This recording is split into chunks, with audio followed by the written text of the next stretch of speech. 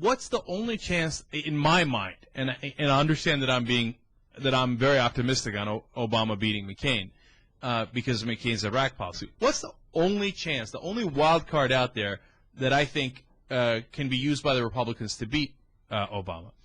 And it's Iran.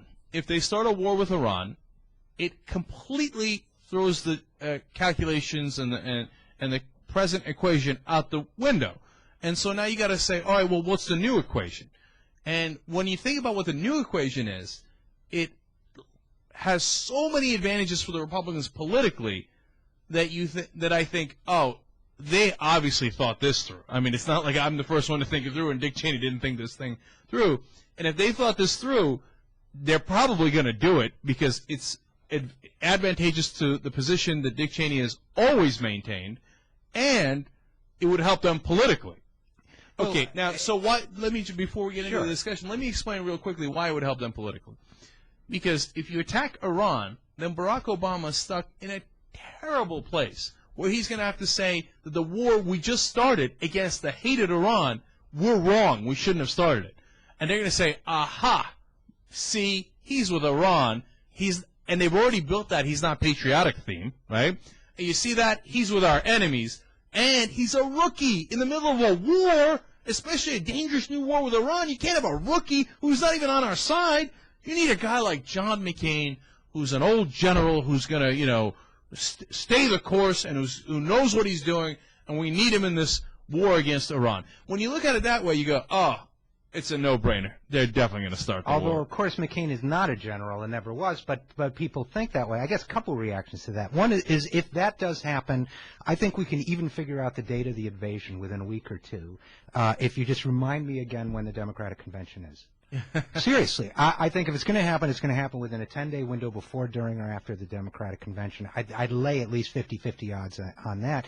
Secondly, I think you're right. That would be a great way to attack Obama, at his perceived point of weakness. But I'm not sure Hillary would be in a much better position. In fact, I don't think she'd be in any better position under that strategy, because they would say, do you want the military guy who served, or, I'm afraid that they would play the sexism card on that one. And it might be unfair, but I think that so would the other card with Obama. So I think either way, their best bet is to escalate with some sort of October or August or July surprise, and it could be Iran, it could be something else, but it's not an unrealistic theory. It may sound like conspiracy theory, but if you don't believe conspiracy theories anymore, you haven't been up on your current events lately, sadly. The more I think about it, the more I think, and here's the thing, too. It might depend on how John McCain's doing in the polls, especially if he's getting walloped in the polls. Let's say, you roll around to August, and he's losing by 15 points to Obama, which is entirely possible. It is possible. It's possible, yeah. Okay, 10 points, 50, whatever you want to say, all right? At that point, they think, we got nothing left to lose anyway. This guy's going to lose, and then there goes our whole strategy of, sitting on top of the oil, and then we're going to lose Iraq to Iran, and it's a worst-case scenario than if we didn't even invade in the first place, I think Cheney is going to think. So he thinks, look, we got everything to win, nothing to lose by attacking Iran in that scenario. Now, of course, they're dead wrong. The reality is, one, the country has a tremendous amount to lose. We have our soldiers to lose. We have our money to lose. We have our prestige to lose. We have our whole armed forces to lose. But beyond that, they also, politically speaking, would pretty much, I think, end the Republican Party. Because I think they'd have a very good chance of winning in the short term. But come 2012, people would be like, no more war. No more war.